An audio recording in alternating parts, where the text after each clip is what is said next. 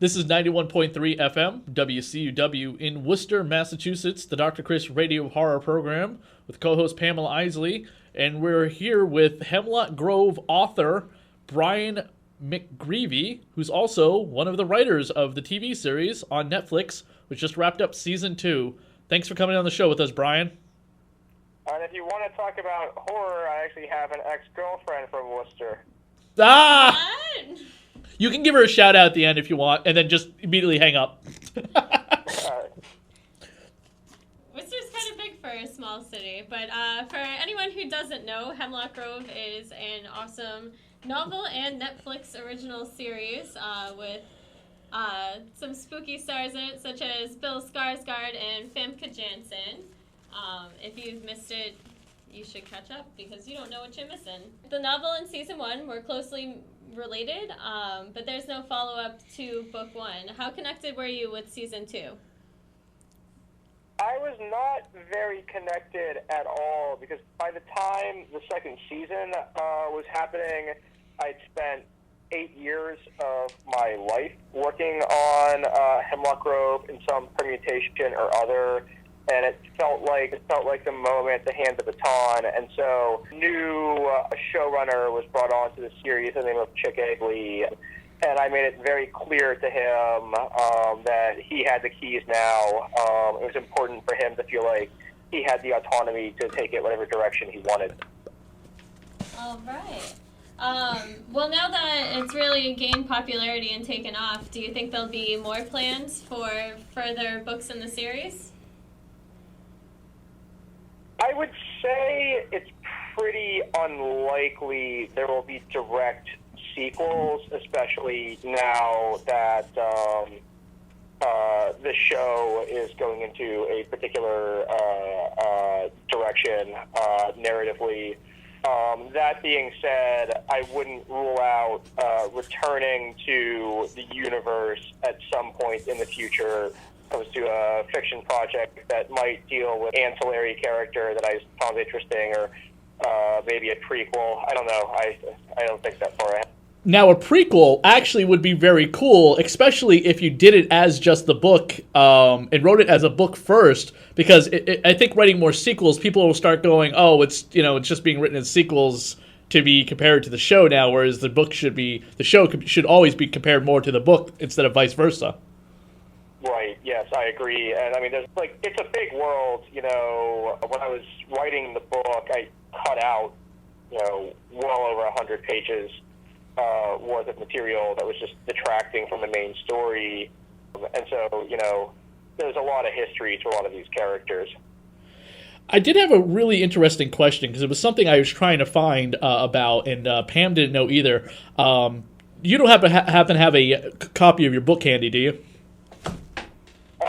If you gave me 20 seconds, I could procure a copy. You're going to make me put on glasses, but I'm not going to put on pants. Anyway. We were just noticing the title for part 1. I'm guessing it's Latin, but I couldn't be sure. Adumbratio. What does that mean, and how do you actually say it? It means a shadow being cast. Ah, that makes sense, considering the context of the book. Yeah. Now, was the book originally called, when it was first published, The Wise Wolf, and was it changed to Hemlock Grove for the TV series? No, it was always going to be called Hemlock Grove. I like titles myself, like reasons why there's all the chapters have titles. I like books with subtitles or alternative titles for some reason. I'm not exactly sure why. There's something kind of pleasingly old-fashioned about it, and so that was the reason for the subtitle. I had heard about a Hemlock Grove graphic novel. Could you tell us a little bit more about that? Yeah. It is a Hemlock Grove graphic novel. It's a prequel to the novel. At this point, it doesn't have a physical existence except in very limited number of quantities, but you can find it in its entirety hosted on my website, which is brianmcgreevy.net. The artist deserves a shout out. He's a very, very talented guy by the name of Matt Buck. He was very influential when it came to the defining visual aesthetic of Hemlock Grove. And he was the artist, the original book cover, which is the one that was like a really awesome pink of the werewolf arm on the original cover. Are you a big graphic novel fan? Comic book fan? Yes. I mean, I grew up in a town much like Hemlock Grove. Minus like the werewolves and all the incest. Well, there may have been incest, or I don't know about werewolves. And there wasn't a lot of what you would call like quote unquote culture or like quote unquote evidence of Western civilization around me growing up. And so as a result of that, I was often driving as a teenager, like 40, 50 minutes to the nearest mall and just sort of like camping out at Barnes & Noble or Borders. I guess Borders doesn't exist anymore. Just for the longest time, and would read so many of the trade paperback collections of graphic novels, and really educated myself that way. Sweet. Do you I'd say prefer... Alan Moore was a very definitive influence on the way that I pursued narrative. Yeah, Alan Moore definitely has the positive and negative effect on future writers in many different ways, considering the subtext of things like Swamp Thing and Watchmen and V for Vendetta, and the more recent League of Extraordinary Gentlemen, various books. And like, so if you look at the novel Hemlock Grove, there are transcripts and emails and letters, and there was part of the inspiration for that was in the collected Watchmen.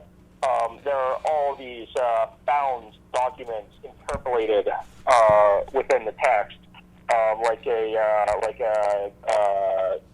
journalistic profile of Ozymandias, and more extended sequences from that pirate comic. And I really like the idea of taking this more sort of tangential approach to telling the story. Yeah, Tales of the Black Sail, the comic within the comic book, which actually got its own animated movie starring Gerard Butler as the pirate. Oh wow, I'll have to check that out. You didn't know that? No, I did not. Oh, dude, what you really should do, and I recommend this to anyone, try and find the special collector's edition, expanded, like 4-disc set of Watchmen. The DVD is really easy to find. The Blu-ray is really out of print and really expensive on Amazon and eBay. But they actually incorporate Tales of the Black Sail into the movie and cut back and forth between the live-action movie by the Zack Snyder and the Tales of the Black Freighter. And, like exposition, especially since Tales of the Black Freighter follows what happens in Watchmen very closely. Oh, wow, I'll have to check that out. Do you prefer writing for TV or novels or the graphic novel script writing format better? I mean, I would say that in and of itself, I enjoy the writing process of fiction the most, but that's because you're creating something that's complete, right? When you're working in the script format, all you're really producing is the blueprints, right? You're not, you're responsible for much less of what the final product is, right? That being said, I love movies as a form. I love graphic novels as a form. They all hit you in different ways, and so while I enjoy writing fiction the most, that's not to say that I think that it's objectively superior in its final form. I think that they all have different things to offer, and I think one thing I find very interesting as a storyteller is basically having these different potential modes of expression. Cool. How did Eli Roth get involved with Hemlock Grove? So, after I sold Hemlock Grove to my publisher, Ferris Strauss. Conventionally speaking, a lot of novelists at that point are reliant on either book scouts to get their manuscripts into the right hands, or their book-to-film agents to do the same thing. This is a very chancy way of going about it. You know, I had worked for years at that point as a for-hire screenwriter within the studio system, so I had a fairly I had a fairly good education when it came to how the film industry worked. So I met with a number of different producers. I went with the guy who just seemed to have the best gut sense for the material. He had an existing relationship with Eli Roth. He knew that Eli was looking to do some TV. He knew that Eli had been very inspired by David Lynch. Like, he worked for David Lynch about 10 years ago and helping to transfer the second season of Twin Peaks to DVD. And so really it was it was our mutual producing partner who made that happen. Mm-hmm. I noticed you're also working on a couple of things. I don't know if you can talk about them, but The Island of Dr. Moreau and Harker. Is that like Jonathan Harker? It is, although this forthcoming Dracula movie that Universal is doing more or less derailed that project. That's funny. I'm actually working on my own Dracula project. We just before my co-host showed up, I was working on a unique take of Dracula that I'm going to be Indiegogoing. Oh, that's fantastic, man. Good luck. Thank you. You also have a film due out next year called Zorro Reborn. Can you tell us anything about that one? Is that the third film of Antonio Banderas' trilogy?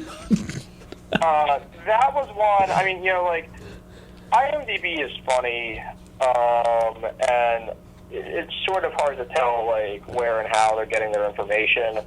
To my knowledge, there hasn't been any movement on that project in years.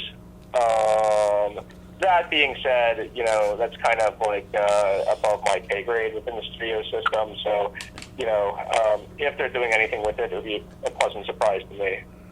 Fair enough. One of the you work with one of my favorite actresses since GoldenEye came out, playing Xena Onatopp in 1995's Bond film. How is it to work with Famke Jameson? Well, you know, I was 12 when GoldenEye came out. Wow! And to put it mildly,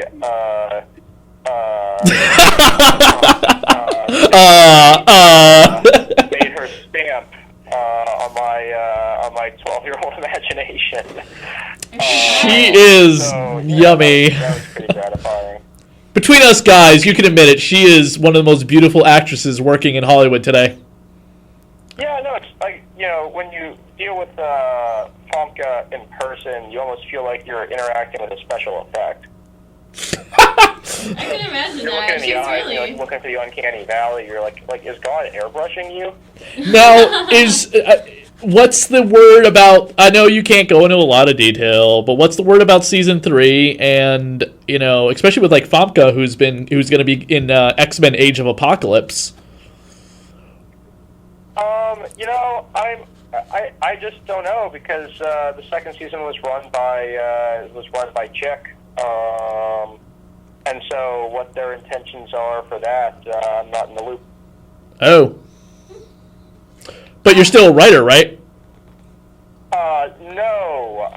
I left after the first season because at that point, you know, I've been working on Hemlock Grove more or less for close to 10 years, and it just felt like you know, it felt like the time to sort of broaden my horizons. Well, am I doing research on this to kind of prepare here? I read that you were a volunteer for medical experiments to make money at one point. Can you tell us a horror story about that and how that might have influenced you?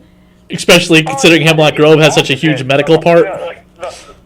The horror story is what precipitated me doing the medical experiment. So this was the summer that I moved down to Austin, Texas, because I was starting graduate school that fall. I'd never really lived outside of Pittsburgh before this. I was pretty young. And my funding for grad school didn't kick in until September, so I needed to make some dough over the summer. This is my first real apartment, actually, and so I get down there and I almost immediately get a job at a local Austin Benny's. I start there my first day. And the manager was being such a hard-on because I hadn't shaved. I didn't have a beard, like I had some stubble, and also, during the interview process, they hadn't mentioned anything about facial grooming. And I was like, and scene, like, you don't own me, man. And I was like, I just cannot live my life in a way where this petty tyrant is going to act as if like he's acting as if I'm Abby Hoffman because I didn't shave the night before. I'm like, I'm gonna go ahead and just get paid an unreasonable amount of money to have people shove needles in my arms while I watch The Bourne Identity on TV. It was pretty great, actually. What? And it was also in the same tradition as Robert Rodriguez, who very famously was doing Austin area medical experiments to finance El Mariachi. Huh. I did not know that. That's a cool fun fact. Yeah, that's really interesting. We're big Robert Rodriguez fans too. For the most part. His last 4 Spy Kids films and about I'd say 2/3 of the newest Sin City I wasn't a fan of. Are you a fan of Frank Miller's? I am a fan of Frank Miller's, although I will say that anytime someone is that prolific, not everything is going to be at the same standard. No. Like, there's a big difference between 300 and, let's say, the Sin City to Dame to Kill For. I actually think his best work was on Daredevil. Well, oh, yeah. And, in fact, I mean, God, I was just talking with somebody yesterday about how I hope they don't do Born Again until, maybe season 3 or 4 of Daredevil, because you have so much Daredevil stories to tell before you get anywhere near Born Again. But I know they're going to want to do it very quickly. And it's okay, I also know, the actress who plays Jessica, the baby vamp in True Blood, has been cast as Karen Page. And I always hated how Karen Page has always been written. She's definitely no Gwen Stacy, Mary Jane, or Lois Lane, because they turned her from this dotting, dote-eye secretary who's got the hots for Matt Murdock to a wannabe actress to a heroin-addicted prostitute who betrays Murdoch for a hit of smack by giving up his secret identity to the kingpin of crime. Right. And you know what I mean? She was, and then of course they give her AIDS later on. And then she gets killed by Bullseye in Mysterio, the Spider-Man villain. It's did you really hate Karen Page? I mean, or did you just hate the way she was written because she's, again, not Gwen Stacy or Mary Jane? I mean, Gwen had a pretty done death. Mary Jane, is lived on in terms of superhero girlfriends. Yeah. What's your favorite scary movie? Best question to ask over the phone. Yeah. I might have to go with Rosemary's Baby on that one, pound for pound. I do hope you mean the original and not that horrible NBC Zoe Saldana remake. Obviously the NBC remake. Did you hear that Matthew McConaughey is potentially being cast as Randall Flagg in the upcoming big-budget Stan movie? I did just read that. Because of his portrayal in so many films lately, he's learned how to act. I don't know. I'm in the McConaughey camp. I was actually a defender of his, even during the sort of the bleak period, just like mostly from goodwill resulting from Dazed and Confused. Yeah, I mean, he's come so far since the Texas Chainsaw Massacre 4, New Generation. He certainly has. You know about Hemlock Grove. That's about it.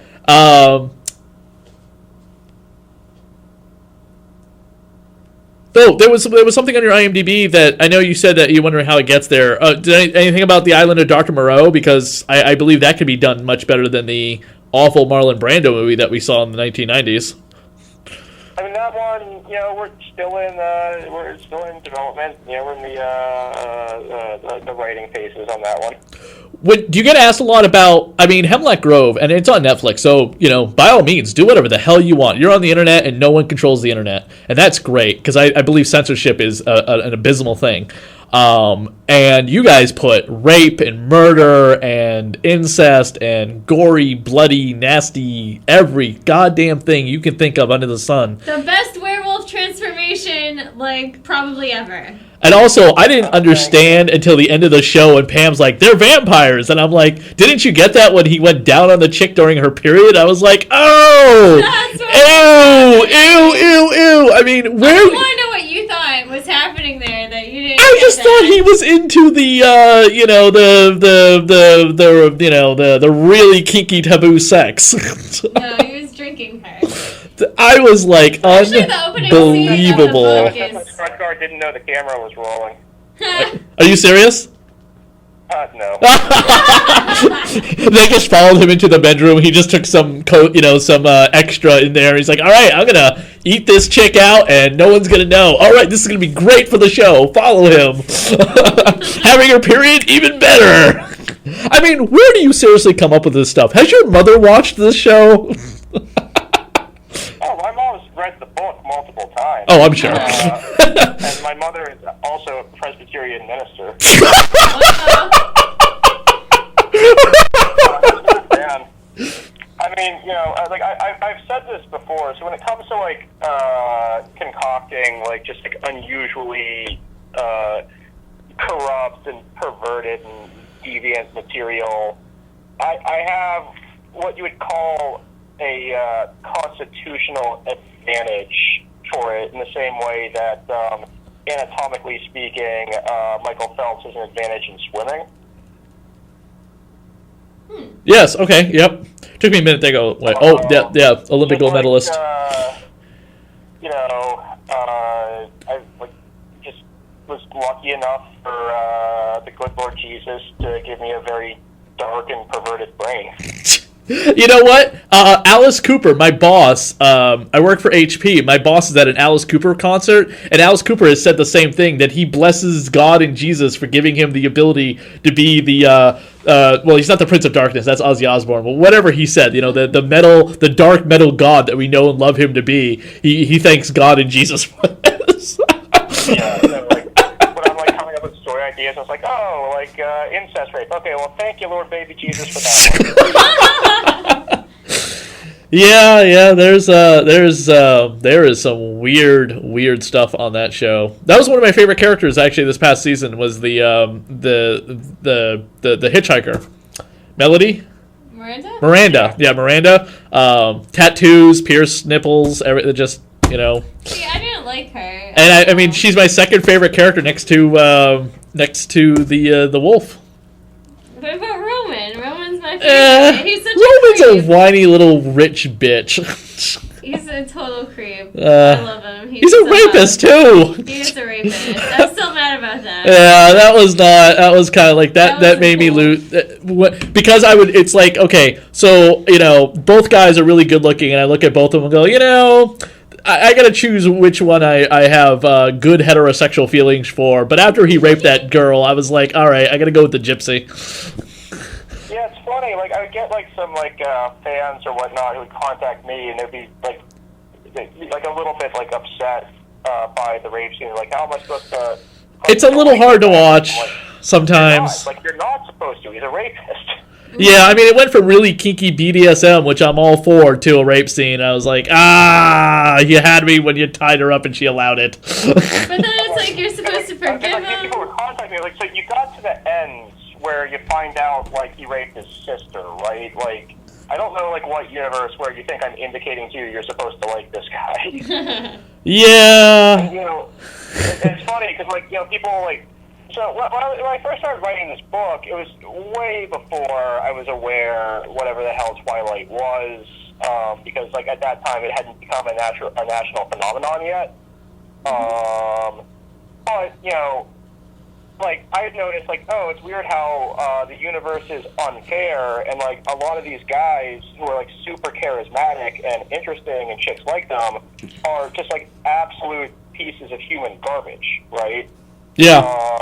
And so, like... And all into the kinky stuff. They have that threesome. Specifically designed to convey the message that, like, it's your fault if you like this guy because you are given every reason on earth to not trust him. It's true. Yeah, definitely. And she stuck around, so... well, Brian, we appreciate you coming on the show. We appreciate you coming on the show with us, and we look forward. Absolutely, glad you guys liked the book. Oh, we definitely loved it, and we look forward to more of your work in the future. Absolutely, man, and good luck on your Dracula project. Thank you. Sweet, and I encourage everyone to check out the book. You definitely have a way with words. It's very atmospheric. As atmospheric as it is on the show, it definitely even kicks it up a notch, I would say. Oh,